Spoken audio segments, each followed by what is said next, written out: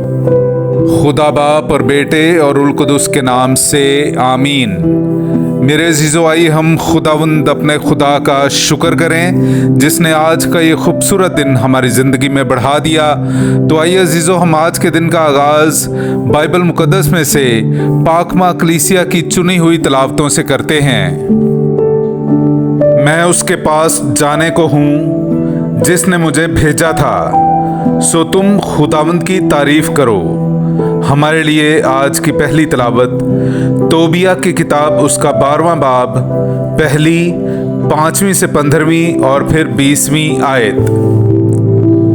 तब तोबित ने अपने बेटे को अपने पास बुलाया और उससे कहा, तेरी क्या राय है कि हम इस मुकद्दस आदमी को दें जो तेरे साथ गया? तब बाप और बेटे ने उसे बुलाया और उसे एक तरफ ले गए और उससे पूछा कि सब चीज़ें जो लाई गईं उनका निस्फ तू मेहरबानी से कबूल करेगा। तब उसने उनसे पोशीदगी में मुखातिब होकर कहा कि आसमान के खुदा की सिताइश हो और उसकी मेहरबानियों के लिए जो तुम पर हुई, तमाम जिंदों के सामने उसकी तमजीद करो। क्योंकि बादशाह के भेद को छुपाना अच्छा है, मगर खुदा के कामों को जाहिर करना और उसका इकरार करना शाया है।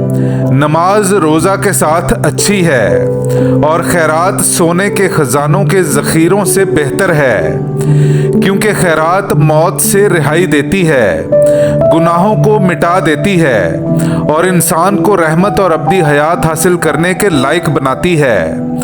मगर वो जो गुनाह और बदी करते हैं अपनी जान के दुश्मन हैं। मैं तुम पर हकीकत जाहिर करता हूँ और पोशीदा अमर तुमसे नहीं छुपाता। जब तू आंसुओं के साथ दुआ किया करता और मुर्दों को दफन किया करता था और अपने खाने को छोड़ दिया करता और मुर्दों को दिन के वक्त अपने घर में छुपा रखा करता और रात को उन्हें दफन किया करता था, तो मैं तेरी दुआओं को खुदावंद के हुजूर पेश किया करता था।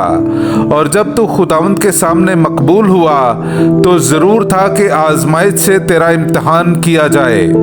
और अब खुदावंद ने मुझे भेजा कि तुझे शिफा दूं और सारा तेरी बहू को शैतान से छुड़ाऊं। और मैं राफाएल फरिश्ता हूँ, उन 7 में से एक हूँ जो खुदावंद के हुजूर खड़े रहते हैं।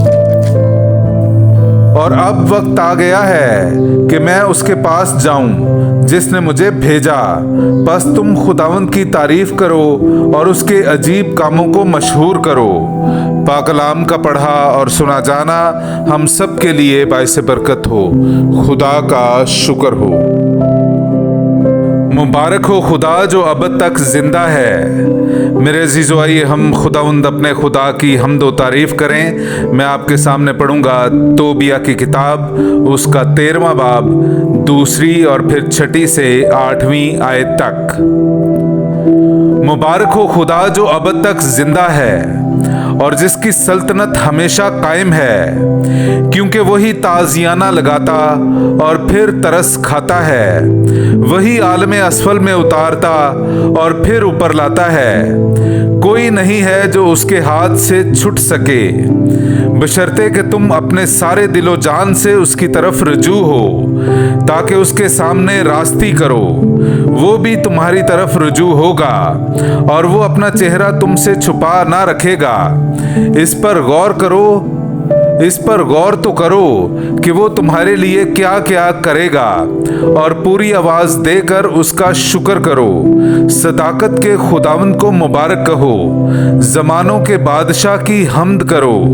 मैं भी अपनी असीरी के मुल्क में उसका शुक्र करता हूँ और एक खताकार कौम के सामने उसकी कुदरत व अजमत जाहिर करता हूँ। ऐ गुनहगारो, अब फिरो और खुदावंद के सामने नेकी करो, शायद कि वो तुम पर मेहरबान होकर तुम पर रहमत करे। पाकलाम का पढ़ा और सुना जाना हम सब के लिए बाइस बरकत हो। खुदा का शुक्र हो। हालेलुया। मुबारक हैं वो जो रूह के गरीब हैं, क्योंकि आसमान की बादशाहत उन्हीं की है। हालेलुया। मेरे अजीजो, आइए हम आज का इंजीली इक़्तिबास सुनते हैं। इंजील मुक़द्दस बाब मुताबिक मुक़द्दस मरकस उसका 12वां बाब 38वीं आयत से लेकर 44वीं आयत तक। और उसने अपनी तालीम में कहा, फकीहों से खबरदार रहो जो लंबे लंबे जामे पहनकर फिरना और बाजारों में कूर निशात और इबादत खानों में अव्वल दर्जा की कुर्सियां और ज़ियाफ़तों में सदर नशीनी पसंद करते हैं। वो बेवाओं के घरों को निगलते हैं और रियाकारी से लंबी नमाज पढ़ते हैं। उन पर ज़्यादा सख्त फतवा दिया जाएगा। फिर यीशु खजाने के सामने बैठकर देख रहा था कि लोग खजाने में पैसे किस तरह डालते हैं, और बहुतेरे दौलतमंदों ने बहुत कुछ डाला। और एक कंगाल बेवा ने आकर 2 पैसे यानी टका उसमें डाला। तब उसने अपने शागिर्दों को पास बुलाकर उनसे कहा, मैं तुमसे सच कहता हूँ कि जो खजाने में डालते हैं उन सब से ज़्यादा इस कंगाल बेवा ने डाला है, क्योंकि सब अपनी बहुतात में से डालते हैं, मगर इसने अपनी गरीबी से अपना सब कुछ यानी अपनी सारी पूंजी डाल दी है। पाक कलाम का पढ़ा और सुना जाना हम सब के लिए बाइस बरकत हो। खुदा का शुक्र हो। इस बेवा ने इन सब से ज़्यादा डाला है। बाप और बेटे और उल कुदुस के नाम से आमीन। मसीह में आप सब सुनने वालों की सलामती हो। बाहर कॉलोनी कोटकपत लाहौर से मैं एंड्रू इसाक आज की तलावतों पर गौर व गौस के साथ हाजिर खिदमत हूँ।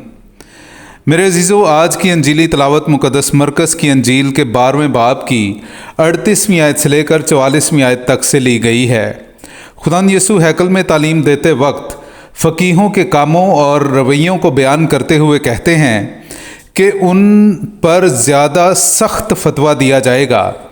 इसी तलावत के दूसरे हिस्से में हम बेवा के चंदे का मशहूर वाक़या सुनते हैं कि किस तरह यीशु मसीह 2 पैसों को सबसे ज़्यादा चंदा गर्दानते हैं।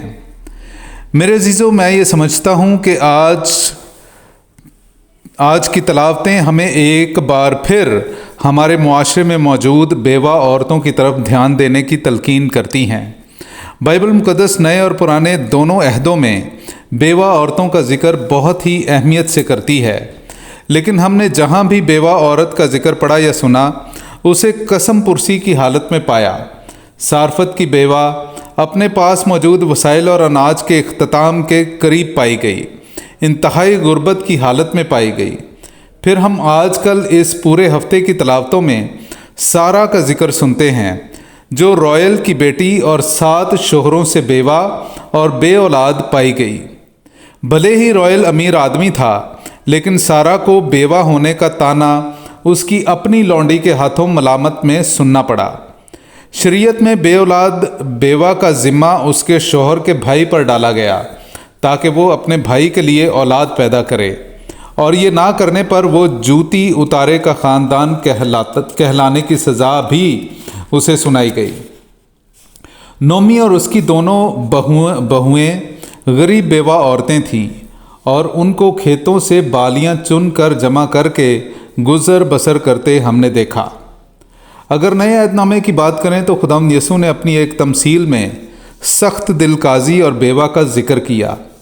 हन्ना बिनते फिनोएल एक नबिया का जिक्र भी हम अंजील मुक़द्दस में पढ़ते हैं, जो जवानी की हालत में बेवा हुई, लेकिन उसके बाद अपनी सारी ज़िंदगी हैकल में गुजार दी, दुआ और रोज़ा में रही और आखिर बच्चा यीशु का दीदार किया और खुदा की निजात को अपनी आंखों से देखा। सामरी औरत भी बेवा थी, लेकिन किसी आदमी के साथ रह रही थी।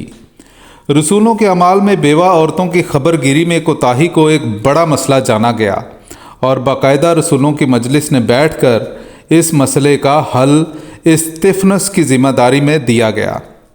और आज की इंजील मुक़द्दस के मुताबिक खुद खुदावंद यीशु बेवा औरत के 2 पैसों के हदिये को सब दौलतमंदों से ज़्यादा हदिया जानते हैं।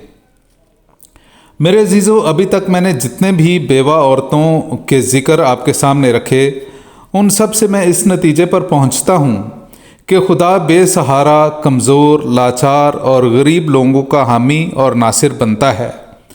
بیوہ عورتیں بھی معاشرے کا کمزور ترین فرد سمجھی جاتی ہیں اور خدا ان کی مدد کرنے اور ان کا سہارا بننے کی تلقین کرتا ہے۔ شریعتی قانون سے لے کر استفنس رسول کی ذمہ داری میں دی گئی بیوہ عورتوں کے ذکر سے ہم اس لاچار طبقے کے بارے میں خدا کی فکر کا بخوبی اندازہ لگا سکتے ہیں۔ آئیے خاص طور پر آج کی انجیل مقدس کے واقعے پر غور کرتے ہیں۔ خداوند یسوع جانتا تھا کہ ہیکل، چرچ یا اس وقت کے مذہبی رہنماؤں کے ذمے اسرائیل قوم کی تمام بیوہ عورتوں کی خبر گیری اور ان کی ضروریاتی زندگی کو پورا کرنا ہے۔ جب خداوند یسوع نے اس بیوہ عورت کی غربت اور بے بسی کو دیکھا تو خداوند یسوع کو دکھ ہوا، اور پھر جب اس نے اپنا نذرانہ ہیکل میں ڈالا تو خداوند یسوع کو اور بھی رنج ہوا کہ اس عورت کی حالت یہ ہے کہ اس کے پاس صرف اب یہ 2 پیسے ہی ہیں، اور وہ بھی اس نے خدا باپ کے حضور رکھ دیے اور خود خالی ہاتھ ہو گئی۔ دوسری طرف اگر بیوہ عورت کے ایمان کو دیکھیں تو وہ شاید اتنا زیادہ مضبوط تھا کہ اس نے بغیر کسی فکر اور پرواہ کے جو کچھ اس کے پاس تھا خداوند اپنے خدا کو نظر کر دیا، اور پھر اسی سے باقی زندگی کی آسودگی کی پختہ امید باندھ لی۔ اسی لیے خداوند یسوع کو اس کا چندہ اور ایمان سب نظر گزراننے والے دولت مندوں سے زیادہ لگا۔ آج کی انجیل ہمیں اپنے ارد گرد نظر دوڑانے کی دعوت دیتی ہے اور یہ تلقین کرتی ہے کہ ہم اپنے ارد گرد کے لوگوں میں سے خاص کر بیوہ اور سہارا عورتوں بلکہ ایسے تمام لوگوں کی خبر گیری کریں۔ کلیسیا کے عہدیداروں کو بھی یہ چاہیے کہ جس طرح ابتدائی کلیسیا کے لوگوں یعنی مقدس رسولوں نے اس کام کو اولین ترجیح دی، اسی طرح یہ بھی ایسی تمام عورتوں کو پوری کلیسیا کے ساتھ مل کر ان کی ضروریات کو پورا کریں اور ان کا بھرپور خیال کریں۔ فقیہوں کی مانند بیوہ کے گھروں کو لوٹنے والے نہیں بلکہ ان کے محافظ اور کفیل بنیں، تاکہ قوم کی کوئی بھی بیٹی کہیں رسوا نہ ہو بلکہ کلیسیائی مدد اور رہنمائی سے خوش اور خوشحال ہو کر خداوند اپنے خدا کی حمد و ستائش، اسی کی عبادت اور اسی کی تعریف کرے۔ اسی مسیح ہمارے خداوند یسوع کے وسیلے سے آمین۔